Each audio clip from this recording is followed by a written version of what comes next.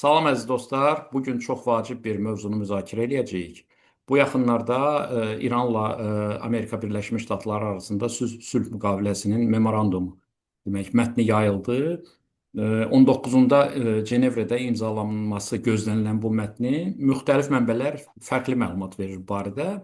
Amma ümumi mənzərə belədir ki, vasitəçilər arasında əsas rolda Pakistan, Qətər, Misir, Türkiyə kimi dövlətlər çıxış eləyib. Memorandumunda mətni tam açıqlanmayıb, əslində bəlli deyil sona kimi. Amma təxmini belə müxtəlif mənbələrdə belə verilir ki, 60 günlük atəşkəs və müharibənin 60 günlük dayandırılması rejimi baş verəcək. Hörmüz boğazında hərəkətin yenidən demək beynəlxalq gəmiçilik üçün açılması olacaq. Amerika ABŞ-ın demək İran limanlarına qarşı tətbiq elədiyi blokadanın mərhələli ləğvi baş verəcək. Əsas məsələ İranın nüvə proqramıdır. Bu barədə danışıqlar başlayacaq. Yəni belə deyilir də təxmini. İran aktivlərinin də, yəni blokadanın qismən açılması və müəyyən sanksiya yumşalması barədə də işarələr var, amma dəqiq bir məlumat mövcud deyil. Biz istəyirik bu məsələ barədə bu işlərlə ilgilənən, işin uzmanı olan Güneyli ABŞ-da yaşayan Güneyli fəal, siyasi şərhçi Əhməd bəy Haşimi ilə müzakirə eləyək. Salam Əhməd bəy, xoş gördük sizi. Salam, çox sağ olun Elmir bəy.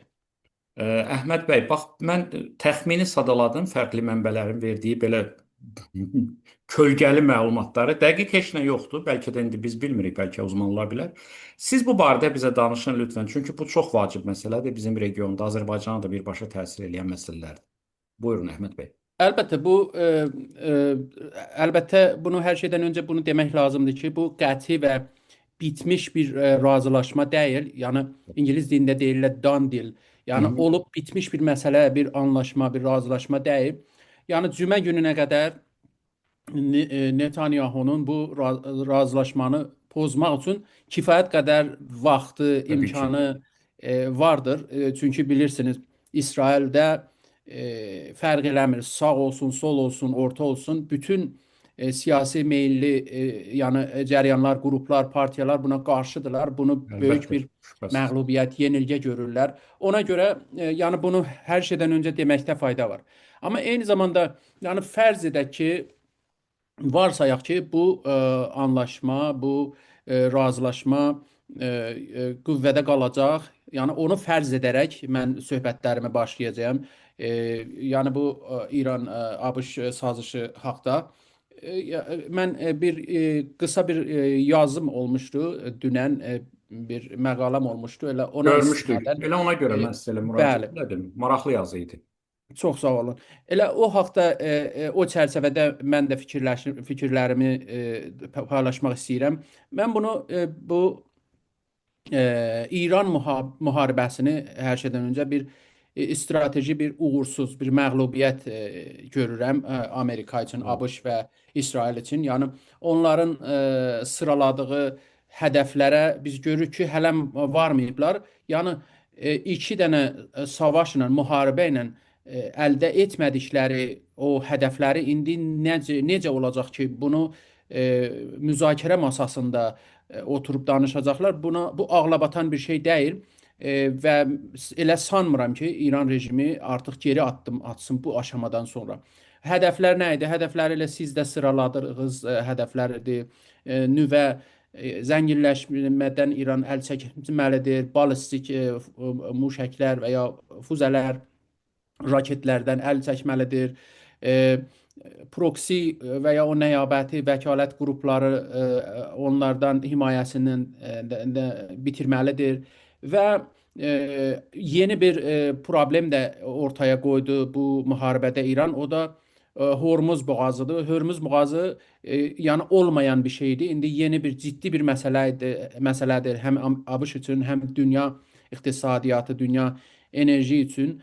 Bütün bu sıraladığım, saydığım məsələlərə kəfayət qədər toxunulmayıb. Bu adını razılaşma qoyaq, adını bir atəşkəs anlaşması qoyaq. Bunda ona görə mən bunu bir məğlubiyyət görürəm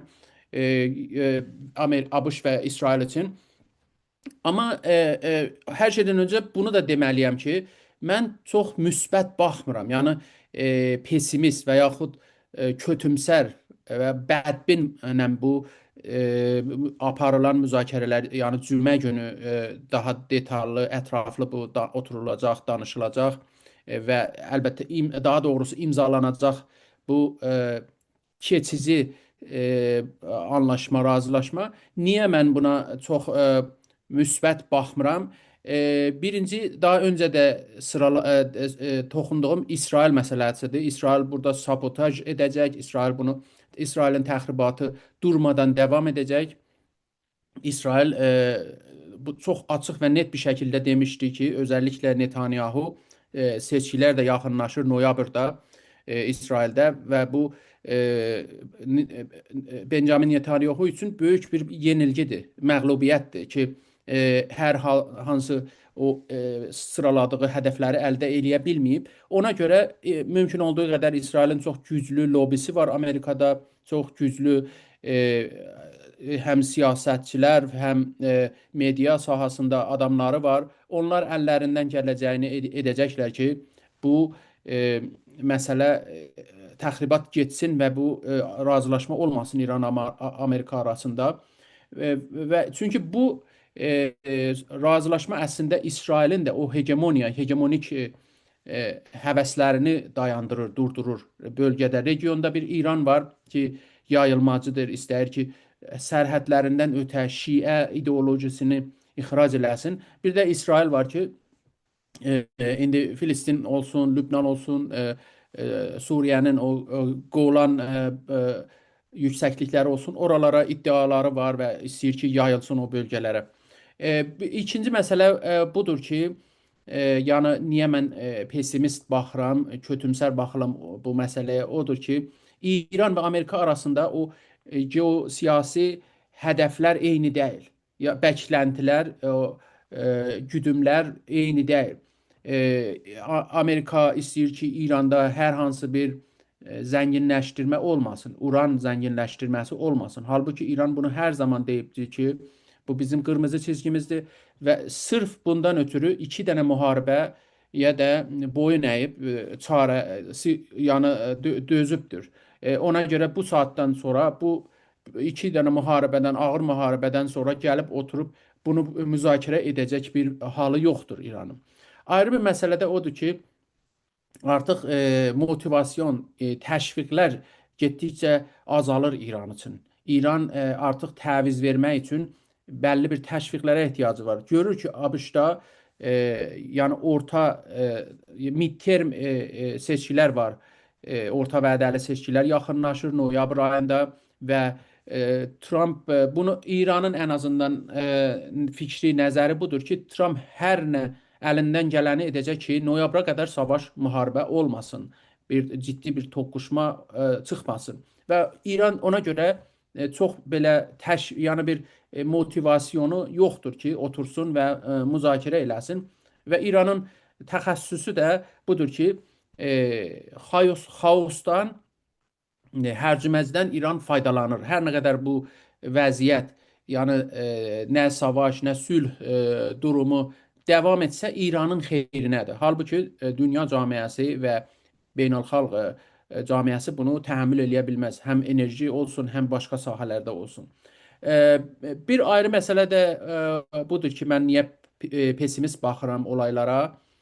Odur ki, İran rejimi bu müharibədən əslində daha güclü, daha qüvvətli xaric oldu.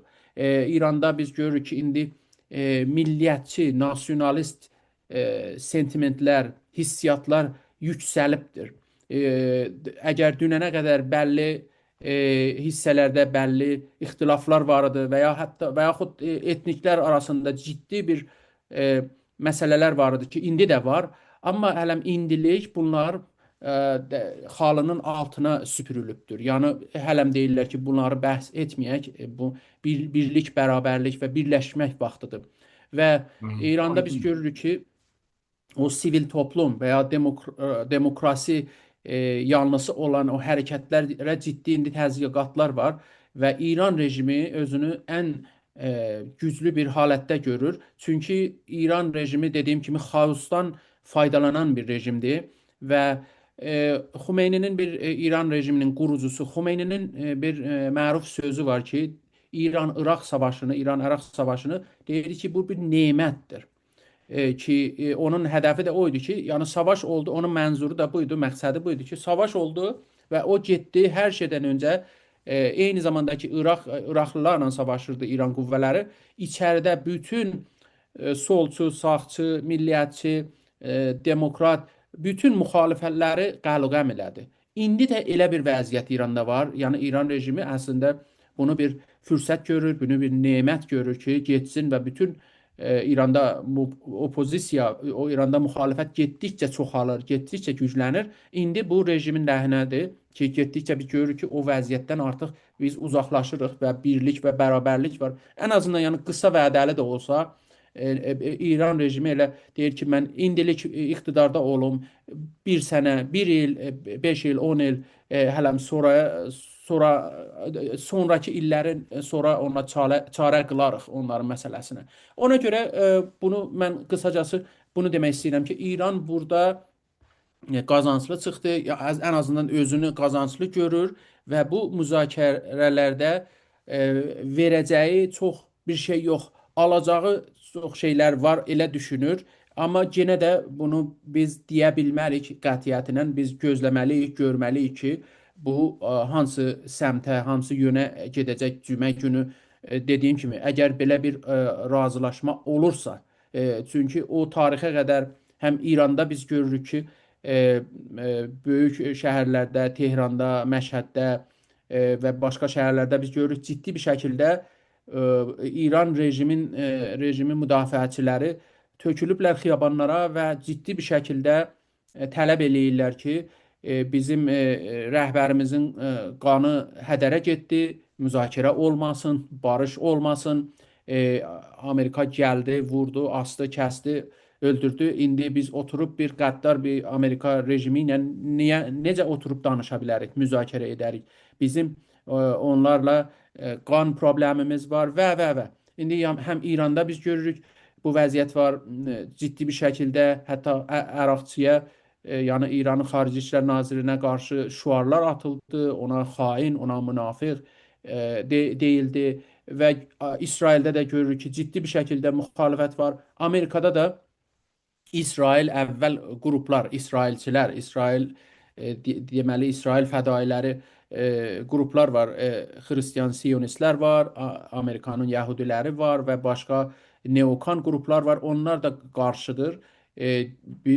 Lindsey Graham olsun və başqaları, onlar da maneə törədə bilər. Yəni çox ciddi maneələr var. Baxmayaraq ki, cümə gününə neçə günümüz qaldı? 3-4-5 günümüz qaldı, amma ciddi bu maneələr geri buraxa biləcəkmi? Onu biz görməliyik. Bir tərəfdən də yəni bu Netanyahu üçün bu bir ciddi ölüm qalım məsələsidir. Netanyahu bəlli dosyalar, fayllar açılıb ona qarşı. Əgər iqtidardan kənara getsə, ona qarşı bu davalar ki açılıb, ona ciddi qiyamətləri olar. O hər da həbs oluna bilər, daha ayrı ciddi qiyamətləri ola bilər. Bütün bunlara görə biz görürük ki, İsraildən də çox ciddi hərəkətlər var ki, bu olmasın və gördük ki, bu razılaşmaya 1-2 saat qala biz ciddi bir şəkildə İsrail tərəfindən məsələn Beyruta saldırı oldu. Beyruta həmlənin hədəfi o idi ki, İran qarşılıq versin, İrandan cavab gəlsin və bütün bu Trump'ın çabaladığı bu razılaşma hədərə getsin ki, əlbəttə son anda Trump İrana bəlli bir təvizlər verdi, imtiyazlar verdi ki, İran da qəbul elədi ki, qarşılıq verməsin o Beyrut saldırısına. Yəni deməyim odur ki, biz gözləməliyik ki, cümə gününə qədər bu olacaqmı, olmayacaqmı? Bu hələm heç də qəti və kəsin deyil. Həm bu İran tərəfindən ciddi müxalifətlər var, həm Amerika və İsrail tərəfindən. Başa düşürəm sizi. Nəsə demək indiki dünyada çox riskli bir çətin işdir. Zaten deyə də bilmərik. Bizdə bu zaman fərqi var kontinental Avropa ilə Amerika arasında. Bizdə faktiki bu belə deyək, dünən idi də. Yeni Zelandiya ilə İranın oyununu burada göstərirdilər. Elə bil sürrealistik bir mənzərə baxırdım. Elə Amerika ilə müharibə edən ölkənin takımı gəlib onun ərazisində Yeni Zelandiya ilə oyun oynayır. Elə qəribədir. Elə bil təxmini elə bu müharibə də futbol oyunu kimi belə bir qəribə bir sanki real insan qanı axmır. Sanki bu gamedir hansısa, kompüter oyunudur. Yəni nədir? E, e, Burada nə sonuna kimi sən deyən müttəfiq var, nə sonuna kimi bir düşmən var. Sona qədər bilinmir müharibə aparılacaq, aparılmayacaq. Ortada qırılan ancaq bizim bu zavallı insanlarımızdır. Əhməd bəy, bura qədər, bax bu müharibəyə qədər İranda çox güclü protesto var idi də. Yadınızdadır da. İnsanlar çıxırdı, sepah olaraq güllə atdı, nə qədər insan məhv edildi.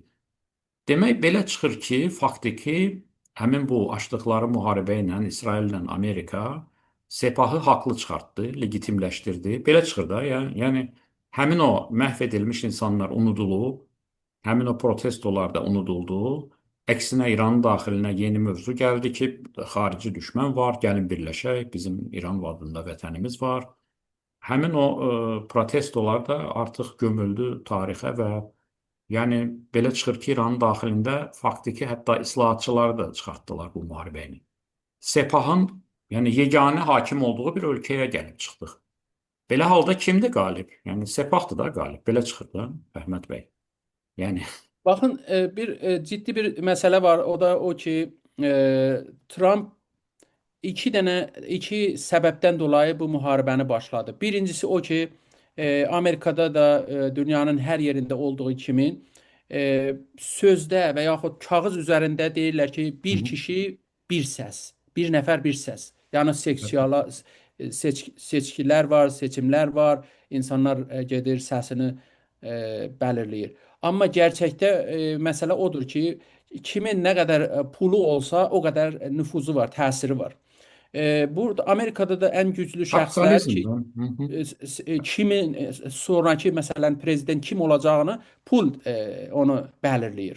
Amerikada Miriam Edelson və Adelson ailəsi var da, Amerika yəhudiləri. Miriam özü Tel Avivdə böyüyüb, orada doğub, orada böyüyüb, doğulub. Və onun əri ki, tazalıqda neçə il bundan qabaq rəhmətə getdi.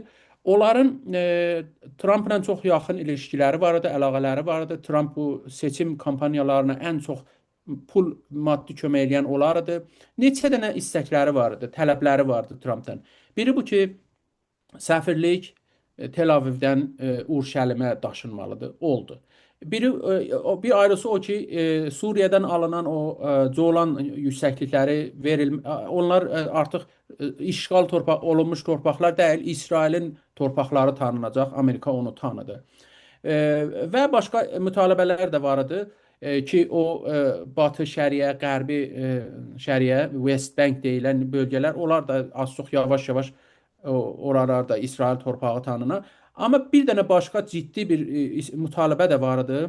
Artıq burada Miriam Edelson bu ikinci seçkilərdə, Trump'ın ikinci dönəmində, o da bu idi ki, birinci dönəm söhbət ondan getdi ki, İranda rejim dəyişilsin. Olmadı, çünki bu ciddi bir məsələ idi. Artıq bu dəfə bu ikinci dönəm, ey Trump, sən buna əməl etməlisən. Bu çox vacib bir məsələdir. Trump da dediyim kimi hardan pul gəlirsə ora daha çox qulaq asır. Vətəndaşın istədiyi deyil.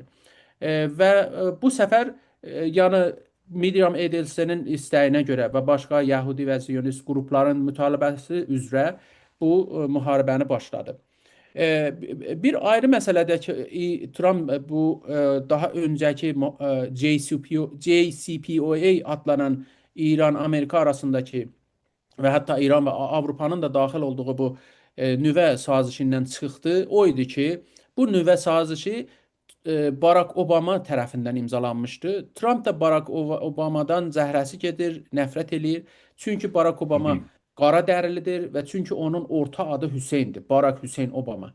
Və o çalışır, Trump çalışır ki, Barack Obama'nın etdiyi hər şeyi tərsə eləsin, dəyişdirsin. Əgər Barack deyir ki, indi gündüzdür, Trump deyir indi gecədir. Əgər Barack deyir ki, indi gecədir, Trump deyir indi gündüzdür. Yəni bu səbəbdən dolayı O demirəm o JCPOA çox gözəl bir anlaşmaydı, amma ən azından İran rejiminə qarşı bir checks and balances yaratmışdı. E, Nizarətlər gedirdi, nəzarət altındaydı İranın o nüvə fəaliyyətləri və o zənginləşdirmiş səviyyə bəlli idi. 3.75-dən ötə gedə bilmirdi və. Hı hı. Oradan Trump çıxdı və çıxandan sonra o birinci dönəmi, ikinci dönəmində də müharibəni başladı. İndi bu müharibə sizin də buyurduğunuz kimi bu sadəcə və sadəcə İranın o sipah və yaxud IRGC sipah keşikçiləri sadəcə onların işinə gəldi. Bu və İran hətta bundan belə artıq bu belə bir təbiri caizsə fars dilində belə bir şey var. Hı Artıq hı. bunlar da artıq Allaha da boyun əyməyəcək. Belə bir söz Belə var, çıxır. atasözü var fars dilində. Mollalar və özəlliklə o IRGC, o sipah keşikçiləri özlərini belə görürlər. Bu vəziyyətdə görürlər. Bunlar üçün bu epik feri, bu görkəmli öfkə adlanan bu operasyon, bu əməliyyatda qızıl dərslər öyrəndilər, aldılar İranın sipah qüvvələri. Bunların mən neçəsini vaxtımız da o cür yoxdur. Çox qısa bir şəkildə məsələn Buyurun, işarə buyurun bey. eləsəm. Buyurun. Baxın, İran rejimi bunu başa düşdü ki, artıq rejim dəyişikliyi, rejim change olan bir şey deyil. İki dənə ağır hava bombardmanlarından bunlar canlarını qurtardılar. Artıq bundan daha ötə, gene fars dilində bir atasözü var, deyir ki, qaradan daha üstün rəng yoxdur. Yəni da bundan böyük müsibət mollaların başına gələ bilməz. İki dənə havai saldırı, havadan hücum. Bunlar genə iqtidarda qaldılar. Tamam, bir çoxu öldü, bir çoxu tələf oldu, həlak oldu. Amma genə Cumhur İslami iş üstündədir. İran İslam Respublikası daha ifrati, daha radikal, daha ekstrem qüvvələr iqtidar iş başına gəliblər və sizin də doğru bir şəkildə işarə etdiyiniz kimi islahatçılar, reformçular işdən alınıblar. Ona görə İran bunu bir nemət kimi gördü bu savaşı, bu müharibəni. İndi artıq İran bir ayrı dərs də ki alıb odur ki, İran nüvə silahını əldə etməlidir. O İran artıq Şimali Koreya olmalıdır. Bunun bədəli nə olursa olsun. Çünki Şimali Koreyaya heç kəs toxuna bilmir, amma İrana iki dəfə ciddi bir saldırı oldu. Bir ayrı məsələ də odur ki, mən bunlara ciddi vaxt yoxdur, fəqət sadəcə sadalayıram. Rəhmət bəy, Ayrı bir dəqiqə məsələ də sizin odur sözünüzü ki, kəsmirəm, üzr istəyirəm. bəli, Biz bu misalı çox gətirir beynəlxalq medialarda. İndi dinləyirik. İsrail bəli, mediaları, Rusiya mediaları da. Belə mən bacardıqca izləyirəm. Şimali Koreya ilə İranı müqayisə edirlər. Burada bir coğrafi fərq də var amma. Yəni insafən bunu demək lazımdır. Şimali Koreya əslində belə deyək, Çinlə Rusiyanın arasında qovşağa girmiş, belə dünya yollarının üstündə mane olmayan, belə dalana dirənmiş, əslində heç kimə lazım olmayan da bir coğrafiyada küncdə dirənmiş bir belə bir nöqtədir, belə deyək də. əlbəttə, Əlbəttə əlbəttə. Yaponiyanı narahat eləyir, Cənubi Koreyanı narahat eləyir, əlbəttə, amma böyük mənada dünya logistikasına, dünyadakı böyük iqtisadi proseslərə heç bir məsələdə narahatlıq törətmir. Sadəcə orada durub öz xalqını, yəni belə günə salıb bu qədər. Amma İran Bəli, bəli. Onda İran tam razıyam. coğrafiyası dünyanın mərkəzidir. Yəni bu coğrafi anlamda ən mərkəzi nöqtə deyə bilərik də. Buradır, Türkiyənin ərazisidir. Mən Ərəbistan yarımadası, oralar dünya coğrafiyasının, dünya logistikasının mərkəzidir.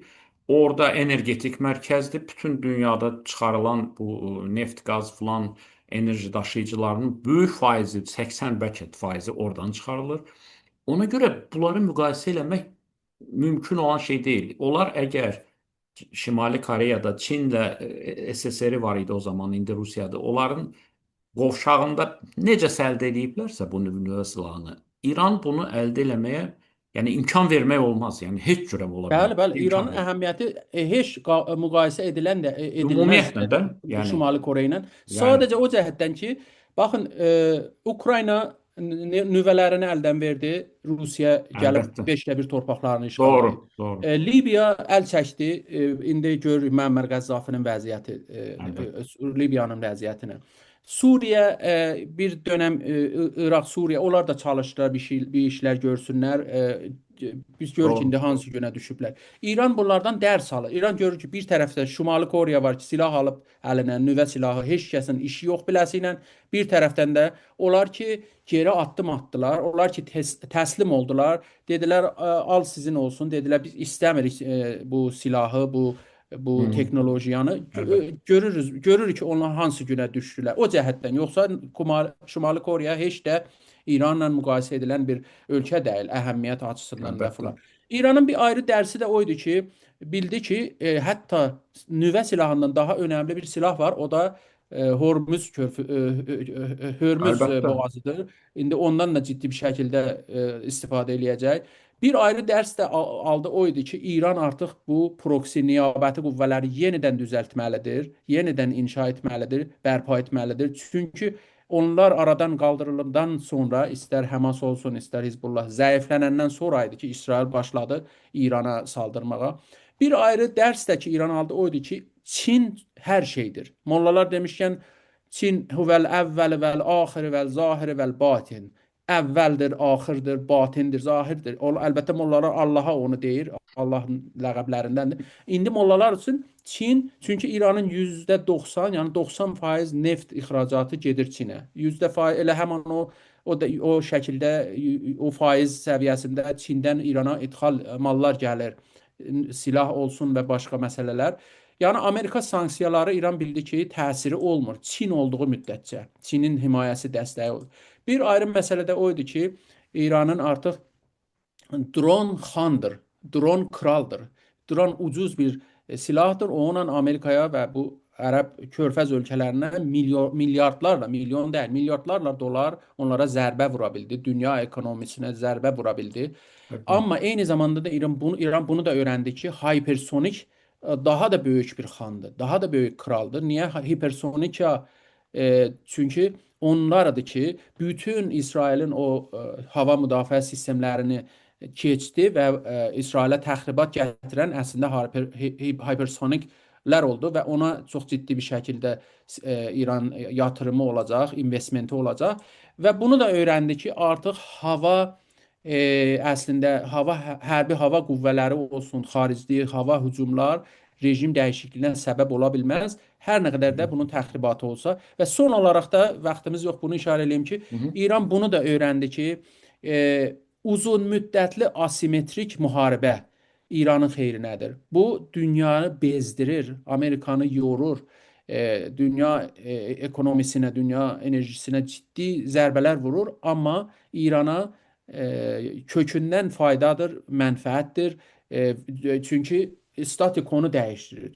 Çünki İranın indi artıq müharibə öncəsi ilə İran deyil, tam bir ayrı bir səviyyədə bir İran rejimi ilə biz qarşı-qarşıyayıq. Artıq heç belə bir qayğısı, nigaranlığı yoxdur ki, artıq içəridə bir ciddi bir şəkildə təzahüratlar olacaq, ayaqlanma olacaq, rejim dəyişikliyi olacaq və ya xaricdən ciddi bir təhlükə olacaq. Artıq İran rejimi təəssüf olsun ki, onları geridə buraxıb və çox ciddi və cəsur bir şəkildə bundan belə biz görəcəyik ki, ayarcısı olsun və İran rejimi olsun siyasətlərini qabağa aparacaqlar.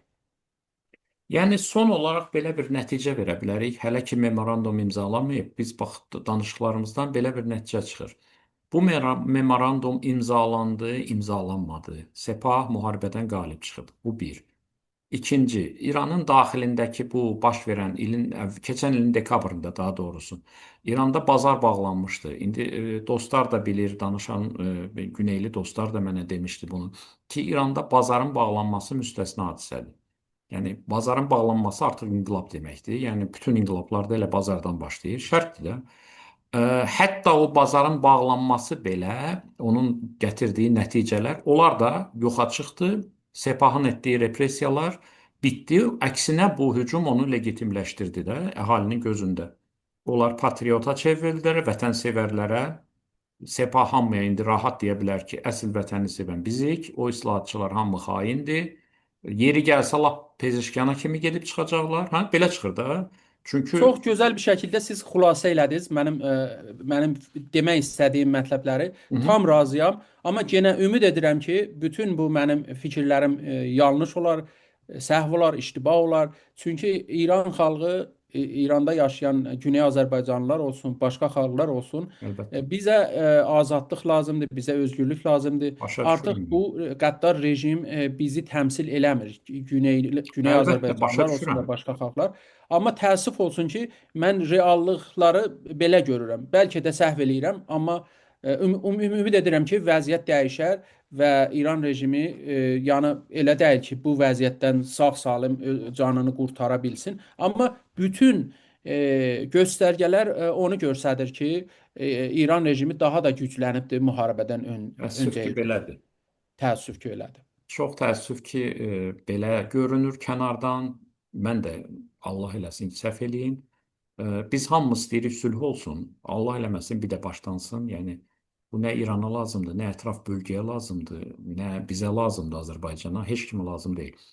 Amma başqa bir həqiqət də var ki, e, əgər bu memorandum həqiqətən imzalansa, həqiqətən bu sülh ardıcıl olsa, İranın daxilində vəziyyət çox ağırlaşacaq, repressiyalar güclənəcək, hakimiyyət də artıq təkələ keçəcək, tamamilə təkələ, Sepah əlinə, konservatorların əlinə, yəni başqa qüvvələrə də manevr üçün imkan qalmadı da. Çünki onların hamısına deyiləcək ki, sizin elədiklərinizi gördük, sizin elədiyiniz, yəni vətən üçün xeyirli deyil, bizik. Hər halda dünya çox dəyişkəndir. 5-ci cümə gününə qədər bir tanrı bilər ki, nələr baş verəcək. İndiki dünyada hər saniyədə hər şey dəyişir. İnsan izləməyə də var, zaman çatmır.